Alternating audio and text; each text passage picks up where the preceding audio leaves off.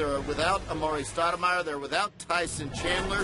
And they're looking to avoid their fifth straight loss. They're in Utah. J.R. Smith looking to contribute against Gordon Hayward and company off the jump ball. Derek Favors finds Gordon Hayward for the jump shot that goes down. That caps an 8-0 Jazz run in the first quarter. Utah up 20-19. Later in the first, Raymond Felton cuts backdoor. That's effective. He was 8 of 12 from the field. That's the kind of contributions the Knicks need. Marvin Williams, college teammate of Raymond Felton, drives to the rack and throws that one down. He had 10 points off the bench. New York up 30-29. Then Chris Copeland driving hard to the basket for the layup. He had 11 points at the half.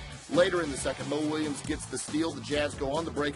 Gordon Hayward finishes with the layup. It's 17 points in the game. That tied it at 42. 6 seconds left in the half, and it's Mo Williams beating the buzzer right there. Beautiful stuff from Mo, part of an 8-0 Jazz run to end the half. Into the third quarter we go.